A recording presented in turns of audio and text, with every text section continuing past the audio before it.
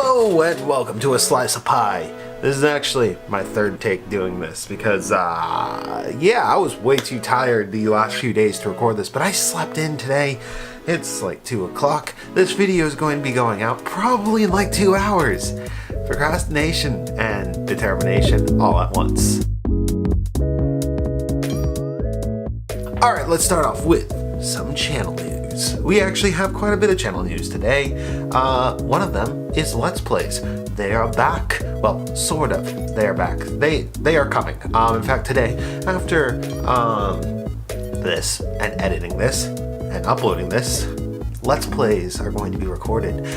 I'm essentially going to have the weekend set up into 2 separate categories. We're going to have a indie game day, which I'm thinking is either going to be Saturday, probably Saturday, and then Sunday we're going to play something multiplayer, online multiplayer, etc. And that will be kind of like the mainstream game kind of a day, unless we have a big title, and then of course I will be playing that.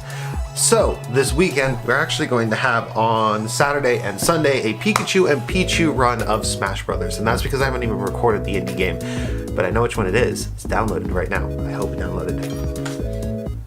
It's downloaded. So the indie game is downloaded. We're gonna play that. The game is actually gonna be It'll Do of all games, because It'll Do 2 actually. I played It'll Do 1 on the Wii U and love it. So the second one, of course, should be more or less the same awesome that the first one had. We also are working on animation. Animation, of course, is something that I have a pretty decent passion about. I do like animation and I love the process of animating. Thing is, I'm learning how to use Animator, Adobe Animator, which is the remains of Flash that have been built into a new program. And it's a bit more complicated than I thought. I mean, some of the stuff that I actually was doing in the past is very, very similar to what Animate requires for you to animate a character. That being said, I'm still not the best at using Photoshop and Illustrator. I can't even figure out how to color in Illustrator for some reason, but I like how my work is coming out in Illustrator because it actually compensates for the sketchiness of a drawing tablet. So in many ways, I'm still kind of trying to figure out how to do everything. So animations are on the way, but I still have to figure stuff out. That being said, I actually cannot wait to start doing Food for Thought again with full animation this time.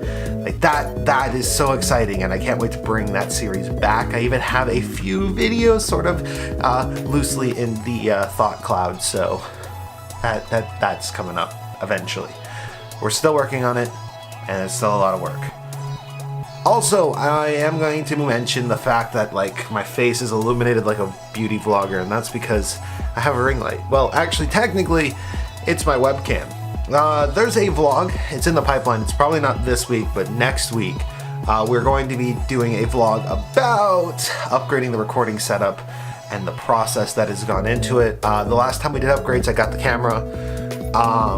This time it was a new capture card that's now inside the PC, the little stream deck that I have over on the side over here to control the recordings a little bit. In fact, I've started figuring out how to do like cool scene transitions, and so yeah, that's a thing I'm working on. And then also this webcam, because it works really well with the green screen, which I bought before, and it doesn't seem to be causing as many issues as my old Let's Play, so cross our fingers that we won't have any more problems recording Let's Plays and that everything is now done with that setup. Alright, now we're going into gaming news. Now, game news. Oh boy, we got a lot to talk about. Alright, so we're gonna actually start with some pretty okay news. SteamWorld Quest got announced. Pretty cool looking indie game that seems to be like a card-based RPG in the SteamWorld series. I will be picking that one up at some point. We saw Xeno Racer, which is like Formula 1 mixed with futuristic cars. Looks okay. depending on how much it costs, that could be a game I'll pick up just for fun. No More Heroes Travis Strikes Again is actually out now. I'm not gonna be buying it immediately, but I will be buying that game because I love the No More Heroes series, and it's like one of those things that people who have actually played it on the Wii are like, oh my god, No More Heroes. So yes, there is more No More Heroes, and I'm going to enjoy the heck out of that. CorssCode looks like a bullet hell mixed with pixel art, sprite down, top down, explosion-y game. Pretty cool stuff, and honestly, like, it might be a game to play. Again, that all depends on price, and of course I do pick up games when they're on sale, kind of compulsively, so if I see it on sale, I'll pick it up. Goat Simulator is now on the Switch, and it's actually the Goaty edition, so everything's included. That is a game that I will be picking up just to see how it runs on the Switch. If I'm not mistaken, it uses the Source engine, and I'm curious to see how the Source engine handles on the Switch. So there's more curiosity than there is necessity here. Inmost looks like a super trippy sprite horror game that looks like you took Limbo and you took Silent Hill and then you just took an HP Lovecraftian world and made the whole thing gray. And it looked like it had Castlevania elements in it. So yeah, that one, Inmost, might be a game that I'm gonna play. It looks cool, and depending on what I see later, I will determine whether or not I'm gonna see it in my library. Steins Gate is getting a video novel adaptation. This is kind of weird because Steins Gate, I think, is based on a game. Then it was an anime, and now it's a game again, based on the anime. If the name sounds familiar, the line, "I am mad scientist." That is Steins Gate. Now that being said, Steins Gate at times is goofy, but it's goofy to juxtapose some more serious moments. And what's interesting is it doesn't appear that they're going with any dubbing whatsoever. They're literally just putting it out there in Japanese with subtitles. Pretty cool to see that the Switch has kind of become a weird romance simulator and visual novel hub. It's unique to see that on a Nintendo console. It might also be the lack of region locking that is allowing these things to get ported to America with like no effort. So cool. All right, and then we're gonna switch topics away from games that are coming out to something that's actually kind of technologically cool. Quake was remade with ray tracing, and it looks awesome. This is the first time we've actually seen anybody do anything with ray tracing that actually makes the technology worthwhile. And that's because Quake is so easy to run that they can layer the effects so thickly on there that it makes a difference. That being said, someone went through the effort to remake the engine for Quake just to include ray tracing. And you, sir, are a true champion. I will say that. And then we got some sad news. In fact, this is the best part about recording this. Today, Metroid Prime 4 is being delayed. Now, the reason that this announcement is interesting is Nintendo didn't go through a single press outlet. They posted a YouTube video straight from the president saying, here's the problem. The game isn't at our standards. It isn't at Metroid Prime standards. It's not there. And so we're taking development and we're moving it to retro.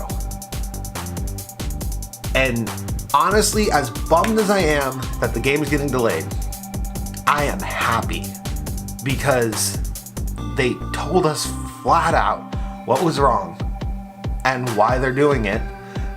And it was the most uncompany thing I have seen in a very long time. It was truly amazing to see. And the fact that it's going to retro, even better. Instead of being partnered with retro, it is retro. So hopefully that means we're gonna get an amazing Metroid game. But still, it's delayed officially, and a strange move by Nintendo to actually announce it and directly communicate. So yeah, that happened. I think hell froze over. All right, now we're gonna transition into a new-ish segment that we're not gonna do every week because it's not always gonna be this. This is not the drama section. This is YouTube news. But again, it's not YouTube drama. So let's just jump into it.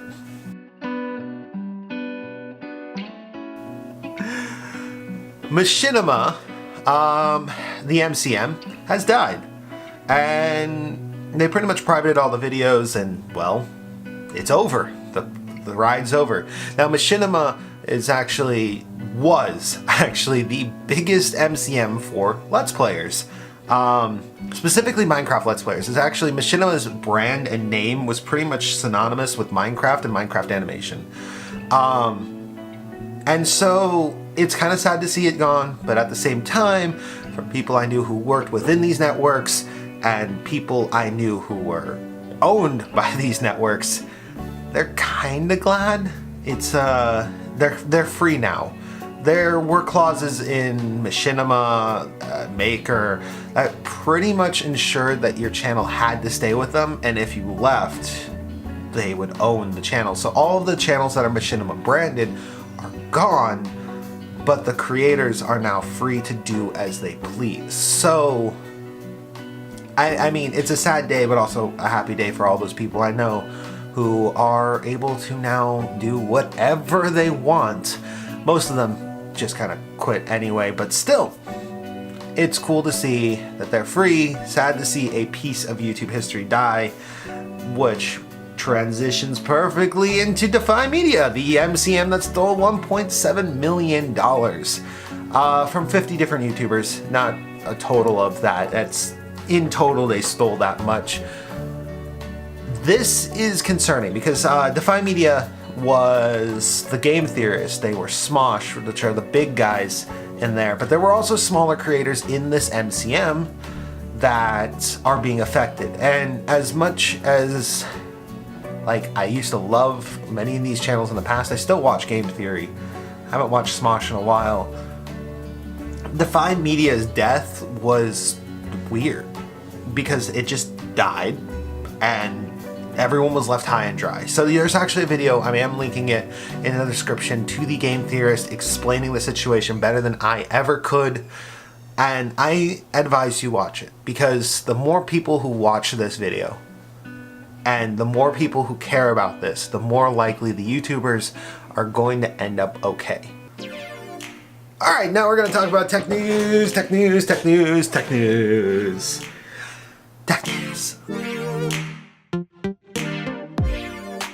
Alright, so first off, I'm going to say we've got the rumors in the tech news today. Oh boy. Navi has pretty much dominated the rumor cycle since CES.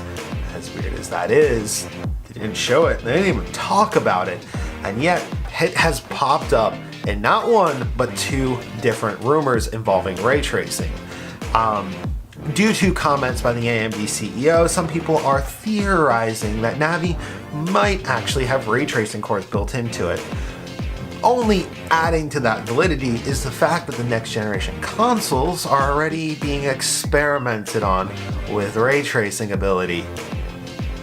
And only driving that further, the current spec leak for the PlayStation 5 includes a Navi GPU. This all makes perfect sense and lines up way too well. So we could easily have ray tracing in AMD cards. Now, depending on Navi's price, this could be why we're going to see our next rumor, a GTX 660 Ti, which is supposed to be a non-RTX version of the 2060. And yeah, that's okay. I said if they did it, I'd be a bit happier because ray tracing, if that's really what drives up the cost, is it's worth not having for a couple years. But this is the real problem here. If AMD undercuts them and adds ray tracing,